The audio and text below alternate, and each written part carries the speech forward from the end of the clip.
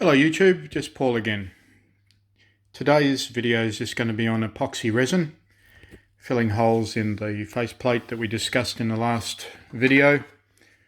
Filling pinholes, how I'm going to do it this time, which is going to be slightly different. Just some of the products that I have and need to keep stock of. Going to be using Mr. Surfacer 1500 black for the base coat of this prior to the final for the final two coats after that. There'll be a light sand on this one, 2500. This is what I'm using today to fill the pinholes on the top of that cover, and I also keep handy the acrylic paint remover as well. Just to give you some idea on some of the costs here, that bottom figure, this morning's purchase, $62. This stuff isn't cheap. So for those people that go, oh gee, all that money for the faceplate, you know, that's too much money, I can do it myself. Well, guys, good luck. I don't want to talk to those sorts of people. This is a lengthy process. It is for enthusiasts that want the OEM or better look. And I'm showing you the process on how to do it. That's it, okay? And for the people that want to do this, or me to do it for them, I'm quite happy to do it. Just put the silly comments aside. All right, so moving on. What are we going to do? So first of all, I need to rough up that gouge there with a bit of, I'll use the 220, and then mix the epoxy resin. For the pointer today, we're using a product called the green stuff, which is specifically designed for modelers. It's a very, very fine finish. All right, so I'm going to sand the cover first, mix, and then fill. All right, area is sanded, it's roughed up, ready for the epoxy. Now, as far as mixing area resources, I just use plastic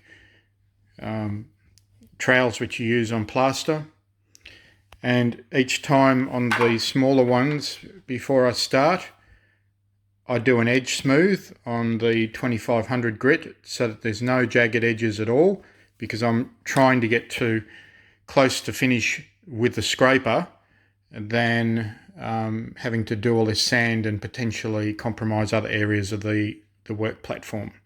All right, I'll mix that up and fill it and show you afterwards. All right, epoxy's done. All right, so I've got the rough formation there on the leading edge, and then we'll sand that back. The same on this one here. This is a bit rougher. I'll tidy that up in a minute, but I'm going to go out and fill those holes in the spray booth.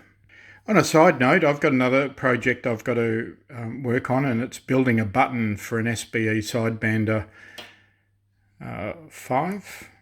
This is a bit of round stock polystyrene, and it's hollow in the center, so I use the leftover putty to fill the middle of that hole so that I can drill that out to make the button. I'll show you where it's going. Okay, so that's where it's going there. As you can see, the other SBE Sidebander has both buttons for the scan, up and down. This one is missing one there, so I'm going to be making that in a later video. Okay, the trusty old spray booth. Got the faceplate here. You can see our work area right there. Mr. Surfacer 1200, that's what I'm going to do. Light sprays, dusting, until I feel that those pinholes are filled. Other ways that you can do this is buy the same surfacer in a pot and dab it on, but I prefer to use the spray. Alright, well that worked well. Holes are filled. Alright, that concludes today's video, and hope you got something out of it. Thank you very much.